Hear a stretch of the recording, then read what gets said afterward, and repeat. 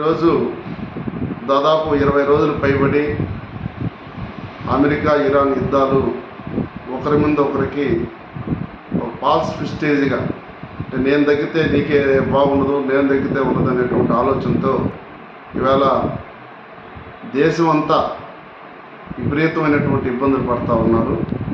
యుద్ధాలు తక్షణమే ఆపుదల చేయాలని చెప్పేసి సిపిఐగా డిమాండ్ చేస్తూ ఉన్నాం.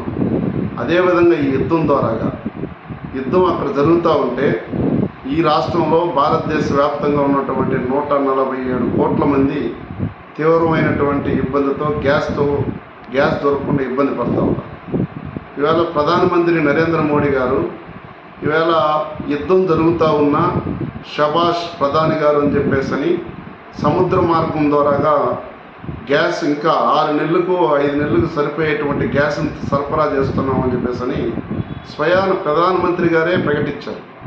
రాష్ట్రంలో దేశంలో ఉండేటువంటి ప్రధానమంత్రి గారు ప్రకటించిన వారం 3 రోజులకు అసలు ఈరోజు పుత్తూరులో దాదాపు 150 నుండి 200 మంది గ్యాస్ కోసం వెయిట్ చేస్తూ ఉన్నాం.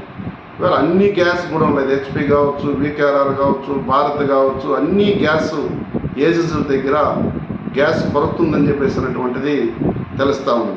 అదేవిధంగా బ్లాక్ మార్కెట్లో 3,000 రూపాయలు సిలిండర్ ఇస్తే సిలిండర్ దొరికేటువంటి పరిస్థితి వస్తూ ఉంది.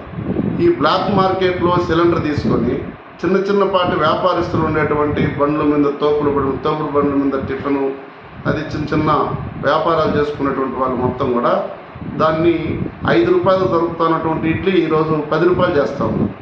10 రూపాయలు దొరుకుతున్నటువంటి దోశ ఈరోజు 30 రూపాయలు అమ్ముతా ఉన్నాం. అంటే టోటల్గా ఏమంటే గ్యాస్ సరఫరా నిలిచిపోయింది, గ్యాస్ దొరకడం లేదు. బ్లాక్ మార్కెట్లో 3,000 రూపాయలు ఇస్తే తప్ప గ్యాస్ సిలిండర్ దొరకలేదని చెప్పేసి చెప్తా ఉన్నారు. ఒక పక్క స్వయాన ప్రధానమంత్రి గారు చెప్తూనే ఉంటే ఇవాళ ఆన్లైన్లో బుకింగ్ కిందకు 20 రోజులు 25 రోజుల పాటు బుకింగ్ తీసుకోవడం లేదు. బుక్ చేసినా కూడా దాన్ని బుకింగ్ 25 రోజుల పాటు కంపల్సరీగా రాకుండా నిలుపుదల చేస్తూ ఉన్నారు. తక్షణమే గ్యాస్కి సంబంధించినటువంటి కొరతని తీర్చాలని చెప్పేసి సిపిఐగా డిమాండ్ చేస్తున్నాం. ఎక్కడెక్కడైతే ప్రధానమంత్రి గారు ఏదైతే చెప్తా ఉన్నాడో దాని ప్రకారంగా గ్యాస్ని అన్ని ఏజెన్సీలకు సంబంధించినటువంటి సమావేశాన్ని ఏర్పాటు చేసి గ్యాసు కొరతని తక్షణమే తీర్చాలని చెప్పేసి సిపిఐగా డిమాండ్ చేస్తూ ఉన్నాం.